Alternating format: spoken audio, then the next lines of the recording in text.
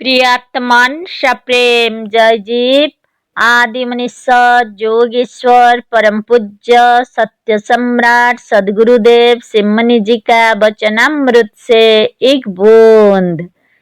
हमारी आत्मा ही ब्रह्म है। संसार में केवल पृथ्वी ही गोल नहीं है, किंतु संसार का प्रत्येक व्यवहार प्रत्येक कार्य गोल है। पृथ्वी के गोल होने में यह प्रमाण दिया जाता है कि यदि हम किसी एक स्थान से रवाना होकर बराबर एक ही दिशा की ओर चले जाए तो फिर वही आ जाएंगे जहाँ से रवाना हुए थे। यदि पृथ्वी गोल ना होती तो ऐसा कदापि ना होता। ठीक वही दशा संसार के कार्यों और व्यवहार की भी प्रत्यक्ष देखी जाती है। जो अपनी ओर से संसार में चारों ओर प्रेम छोड़ता है, प्रेम की वर्षा करता है, उसकी ओर भी चारों तरफ से प्रेम की वृष्टि होती है। प्रेम देश या सद्भाव जहाँ से जितना रवाना होता है वहाँ पर उतना ही फिर लौट आता है।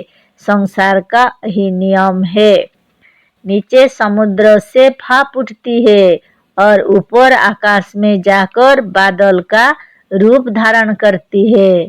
फिर यही वस्तु बूंदों का रूप धारण कर हिमालय पर्वत पर गिरती और अधिक सर्दी पाकर पत्थर के समान जम जाती और बर्फ कहलाती है। देखिए, फिर वही बर्फ रूपधारी समुद्र का जल गल गल कर हिमालय से नीचे उतरता और गंगा नाम धारण कर भारतवासियों को पवित्र करता हुआ अपने पूर्व स्थान समुद्र को चला जाता है। ख्याल कीजिए, इसका भी एक गोल चक्र है। संसार का प्रत्येक पदार्थ जहाँ से उठता है फिर वही आकर विश्राम लेता है। नीचे पृथ्वी पर पड़ा बीज अंकुर का रूप धारण कर ऊपर उठता और एक बड़ा वृक्ष हो जाता है।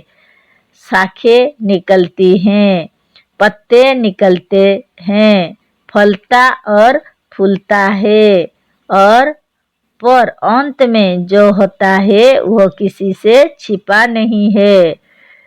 फिर उस फल में वही नीचे का बीज अपना पहला रूप धारण कर बीज होकर उसी पृथ्वी पर गिर पड़ता है जहाँ से रवाना हुआ था। इसी से इस संसार का नाम संसार चक्र है। इसका प्रत्येक व्यवहार चक्रवत गल है। संसार के सारे पदार्थ अपने अपने चक्र में पड़े हुए अपने लक्ष्य स्थान की ओर चले जाते हैं। यह स्वाभाविक गति, यह प्राकृतिक प्रवाह संसार के प्रत्येक व्यवहार, प्रत्येक कार्य, प्रत्येक वस्तु और प्रत्येक तत्व में पाया जाता है। जहाँ देखिए वही इस प्रवाह में पड़ी हुई संसार की प्रत्येक वस्तु भागती हुई, दौड़ती हुई और बहती हुई दृष्टिगोचर होगी। वृक्ष बढ़ता हुआ बीज की ओर जा रहा है। नदियाँ बढ़ती हुई समुद्र की ओर जा रही है। संसार जहाँ से आया है उन्नति करता हुआ वही जा रहा है। एक विजातीय वस्तु दूसरी विजातीय वस्तु को नहीं खींच सकती। आकर्षण शक्ति केवल जातीय पदार्थों में काम करती है, विजातीय में नहीं। गंजड़ी के पास गंजड़े, शराबी के पास शराबी, जुआड़ी के पास जुआड़ी आपसे आप आकर्षण शक्ति के प्रवाह से इकट्ठे हो जाते हैं। पृथ्वी स्थूल है, इसीलिए वृक्ष से टूटा हुआ फल पृथ्वी की ओर खींच आता है। इसी तरह आकाश सूक्ष्म है, अतः अग्नि से छूटा हुआ सूक्ष्म धूम्र भाप व धुआं सूक्ष्म आकाश की ओर आप से आप खींच जाता है। नदियां समुद्र की ओर क्यों खींच जाती है?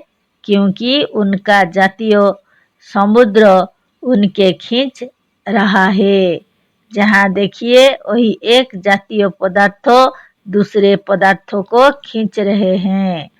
इस संसार में यदि विचार कर देखिए तो जल के परमाणु जल को, पृथ्वी के परमाणु पृथ्वी को, अग्नि के परमाणु अग्नि को और वायु के परमाणु वायु को बराबर आपकी ओर खींच रहे हैं। यही जातीय खिंचाव ही जातीय प्रेम, जातीयता और स्वदेश प्रेम का कारण है। अतः यदि हम ईश्वर की ओर खींचे जाते हैं, यदि वो हमें अपनी ओर खींच रहा है, तो अवश्य हम वही वस्तु है, वही पदार्थ है जो वह है। वो कोई दूसरी वस्तु बा कोई दूसरा पदार्थ नहीं। मैं वो हूँ और वो मैं। इस एकता का हृदय में मनन करो, बारंबार चिंतन करो। एकता और अद्वैतों का वास्तविक ज्ञान होते ही हृदय में शांति और आनंद का समुद्र उमड़ पड़ेगा। लोग कहते हैं कि उस आनंद स्वरूप सच्चिदानंद ईश्वर के ज्ञान से मनुष्य भी आनंद स्वरूप हो जाता है। यही कारण है कि बड़े बड़े योगी उसकी खोज में पड़े हुए हैं और हजारों महर्षि उसके ज्ञान से आनंदित हो चुके हैं। पर विचार करने की बात यह है कि यदि वो आनंद स्वरूप हमसे अलग है, हमसे पृथक कोई दूसरा पदार्थ है, तो उसके ज्ञान से, उसके आनंद स्वरूप होने के कारण एक ऐसा पुरुष जो उससे भिन्न है, उससे पृथक है, आनंद स्वरूप कैसे हो सकता है? आज 1 महीने से हमें इस बात का ज्ञान है। हम इसे जानते हैं कि रामदास के पास करोड़ रुपया है, पर इससे हमें क्या? उनके रुपयों का सुख हमें नहीं मिल सकता। किसी रोगी को यह मालूम हुआ कि हमारा पड़ोसी निरोग है, इसके ज्ञान मात्र से वह रोगी सुखी नहीं हो सकता। हाँ, ऐसे ज्ञान से एक अपूर्व आनंद उस समय होता है जब हमें यह मालूम हो जाए कि करोड़पति रामदास हम ही है।